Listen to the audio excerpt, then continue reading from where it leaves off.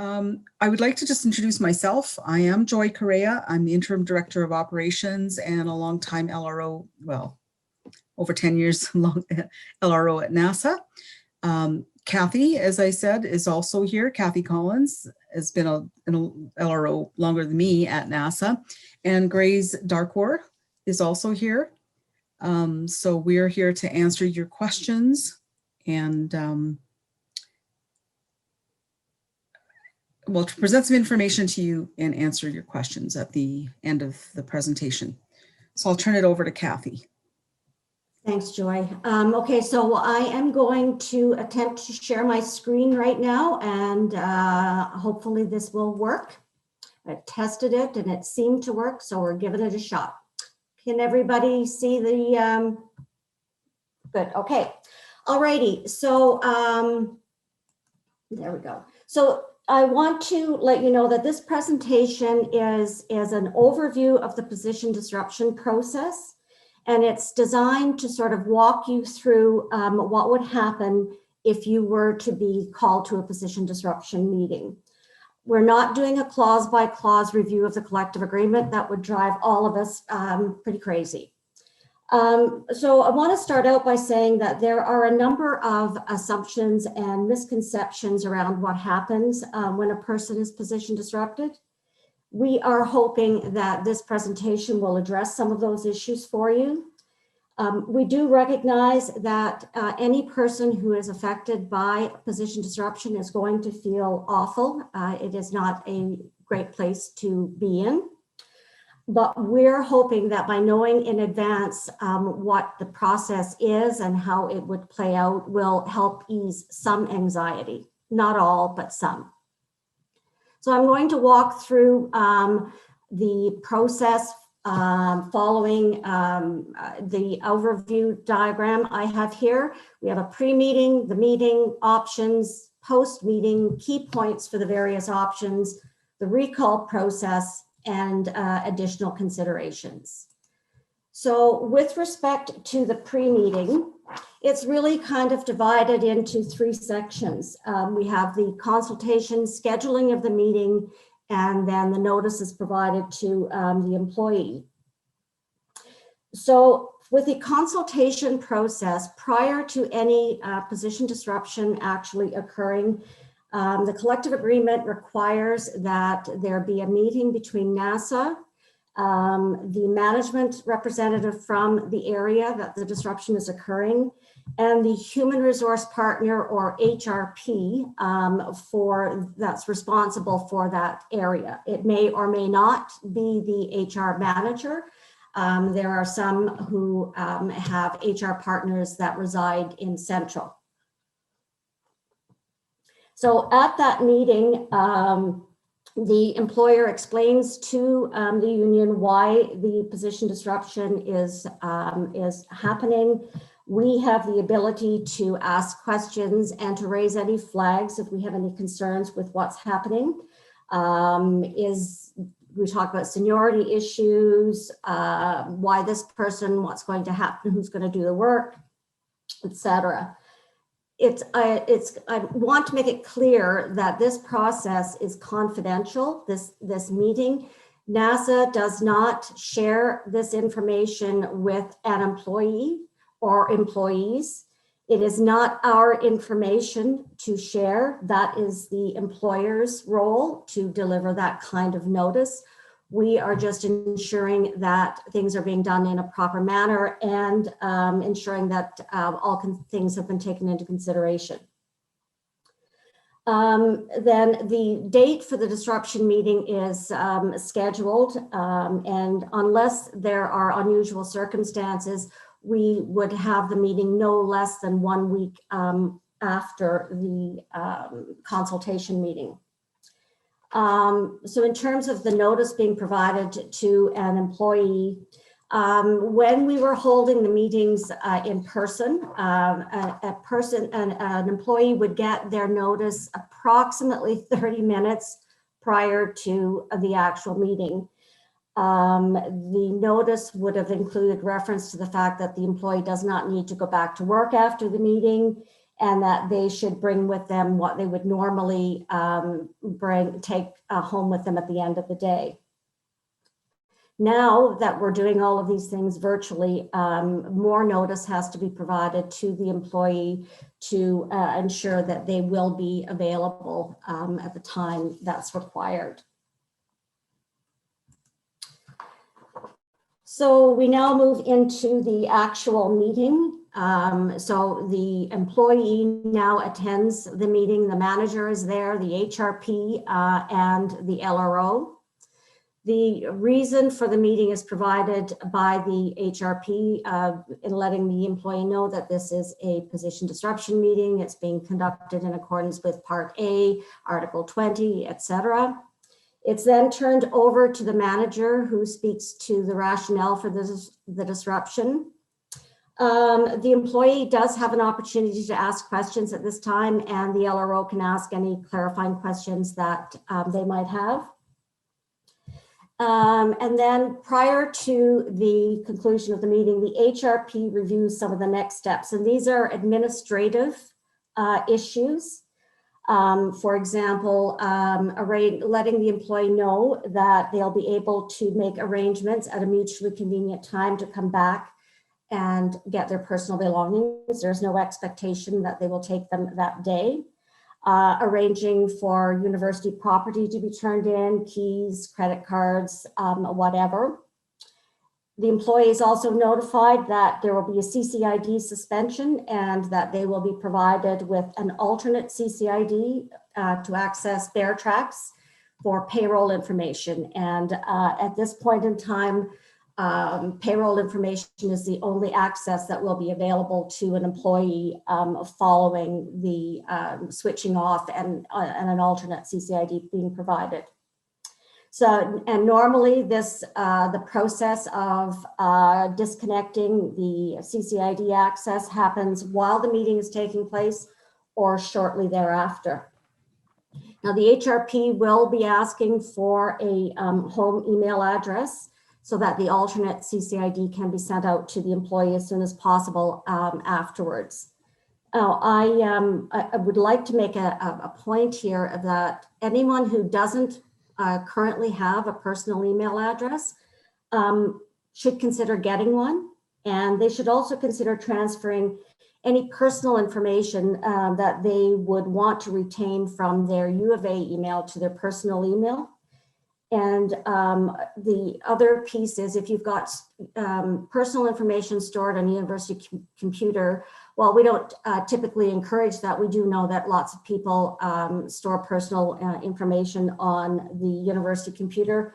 You might want to consider removing that and moving it to a personal computer so that that's not something you have to do down the road.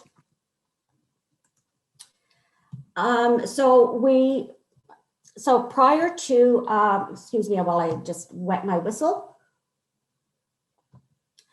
So we're now going to talk about the informal and formal notice periods. At this meeting is considered an informal notice meeting. The member has a total of 20 working days from the date of the meeting that we're talking about, the informal notice meeting, to consider the options that will be provided to them and to make a decision. The employee will be provided with a draft copy of the formal notice letter that also outlines the options. Now, during the first 10 days of those are considered the informal notice period, and it contemplates that the parties would be looking to see if there's anything that might be available to be offered to an employee. Normally, if there were something to be offered to an employee, that would be part of the initial discussion, and it would have been part of the consultation discussion and would have been made available as part of the options. So the 10-day period is really with respect to anything that might be available in another part of the university. If something were to become available in this 10 working day period, we would potentially have a formal notice meeting. But if there's nothing that comes up other than the options that we're going to talk about in a few minutes, the meeting is waived and the letter is simply issued. And the employee then has an additional 10 days to consider the options that are offered. So in terms of the options, I'm going to talk about a redeployment, which is considered an available position. And an available position is defined in the collective agreement as one that is vacant and that the employer wants to fill.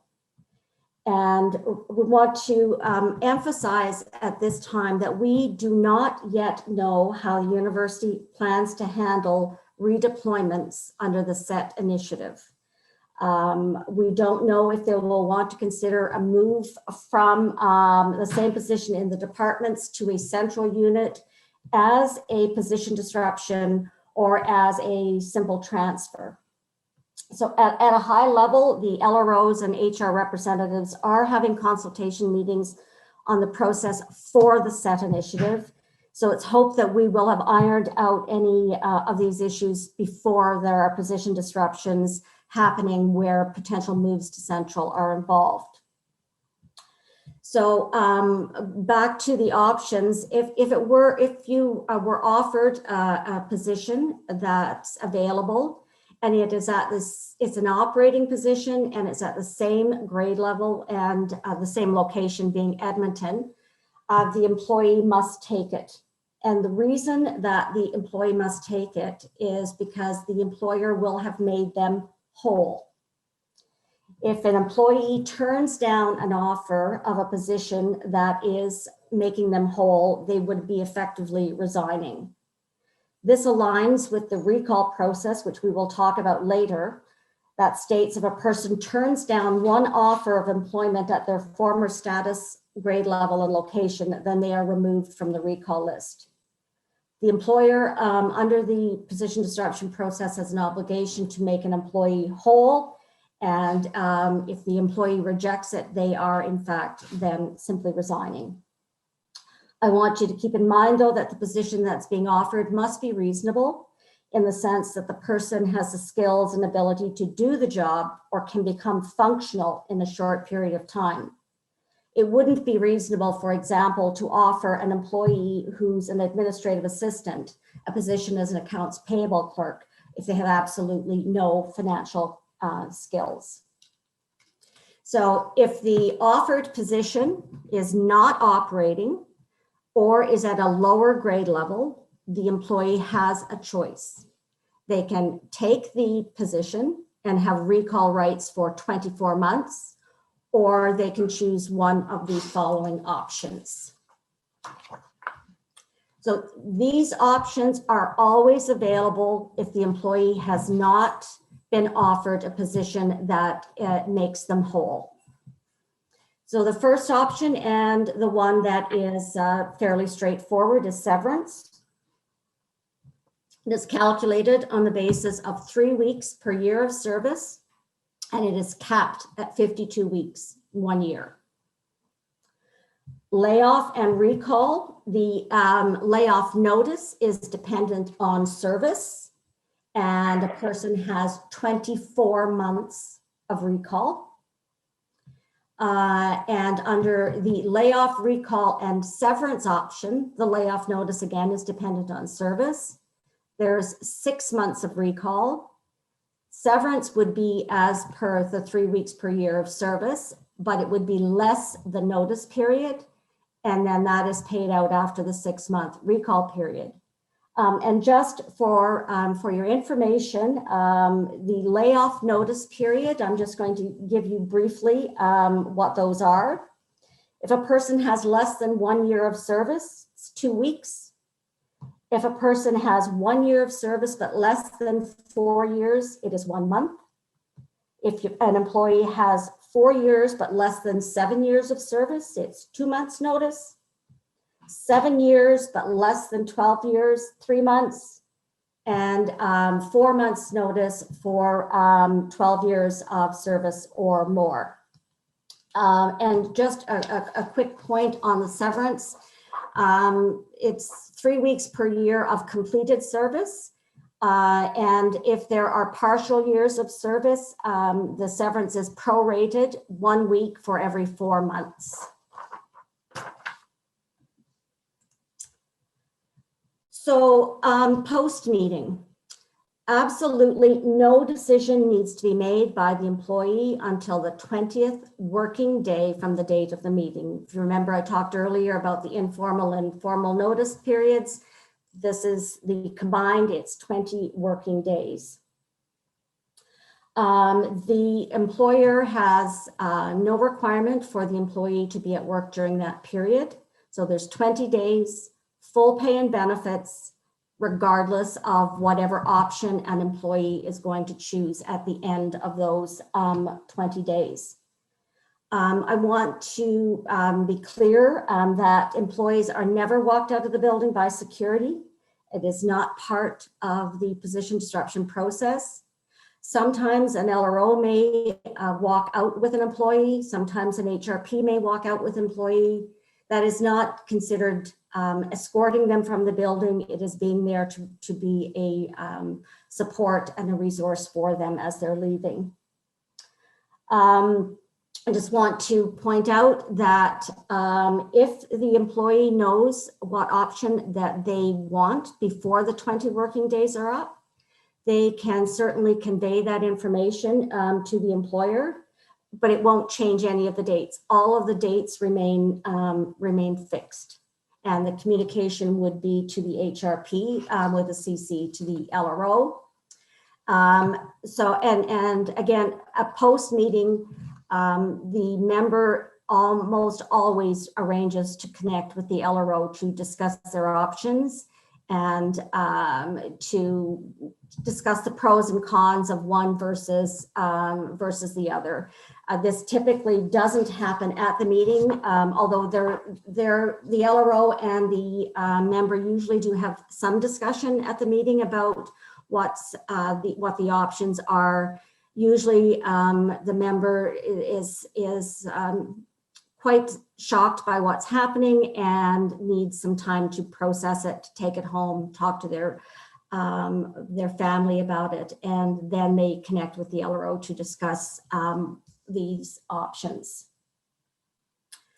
So in terms of key points for the options, severance, if you choose severance, your last day of employment is the 20th working day. You are considered to have resigned, and that's simply language in the collective agreement that says that you're deemed to have resigned. The record of employment that would be issued would not indicate that it was a resignation. It will indicate that it is a layoff. And all unused vacation credits and overtime, any monies that are owed to the employee would be paid out as well after that last day. Now, with the two options that involve the layoff notice period, again, the employee is not required to work during that time. They remain on full pay and benefits, which includes earning vacation, having pension contributions made, etc. After their last day of employment, they will be paid out again for any unused vacation credits to their last day, which would be the end of their notice period. With the straight layoff and recall option, the employee's only right under the collective agreement after their last day of employment is the right to recall.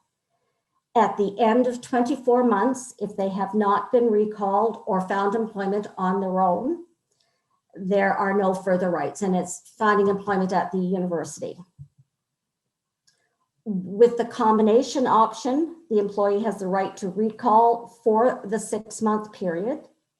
At the end of that period, if they have not been recalled or found other employment, again, they will receive the balance of their severance less the layoff notice period.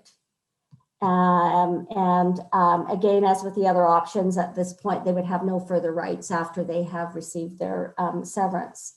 Now, I'm going to comment a little bit about the combination option, because that one is particularly attractive for someone who would be receiving a significant amount of severance. For example, a person who would be receiving the maximum amount of severance, which is 52 weeks, would also be eligible for 4 months of layoff notice.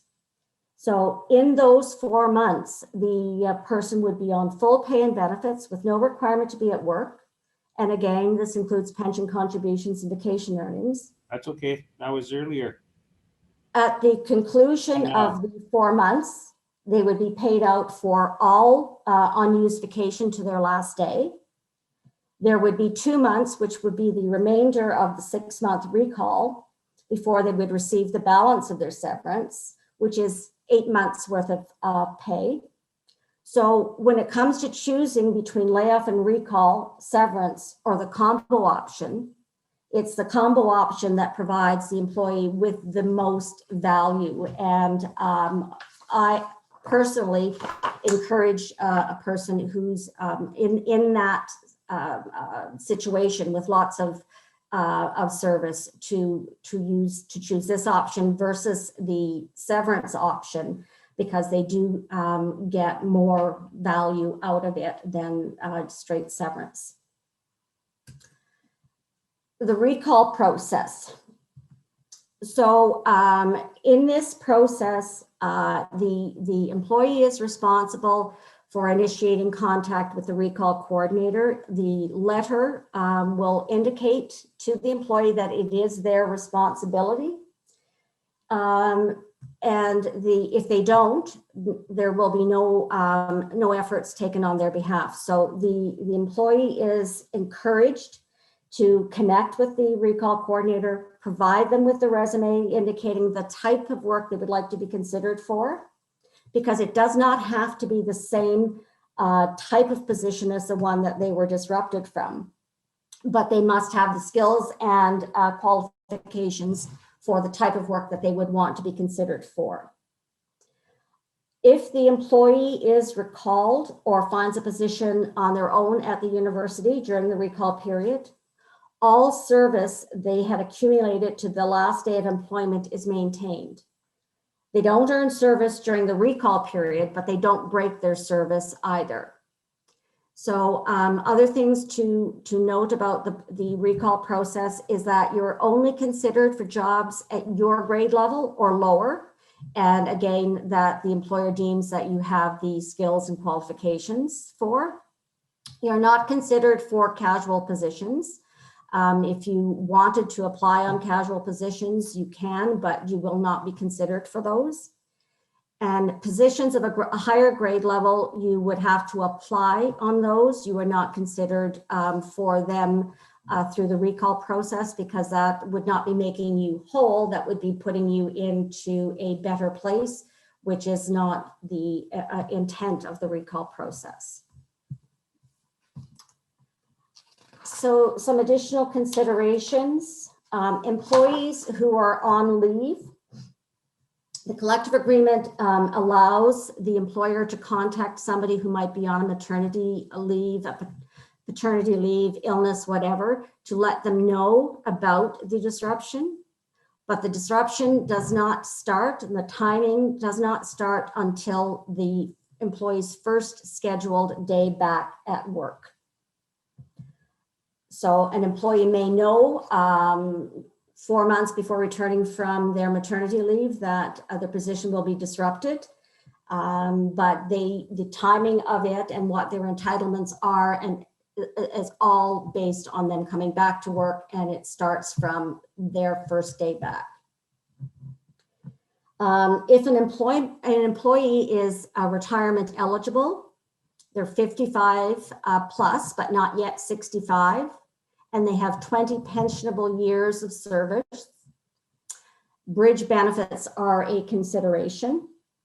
In order to be able to access bridge benefits, the employee must take severance or the combination option and actually receive a pension, because they will have to provide proof to the employer that they have retired and are receiving a pension. The next point deals with severance. And if a person took severance and then found a job at the university during the severance coverage period, they would be required to repay a prorated amount. And this is because there's a prohibition against double dipping. A person cannot be paid twice by the university for the same period of time. There are no issues if you come back to the university after the severance period. And there are also no issues with working for another employer during that severance coverage period. Okay. Those are all of the points that we were going to cover. And now we are open to any questions on what we've shared with you or anything else that you would like to know.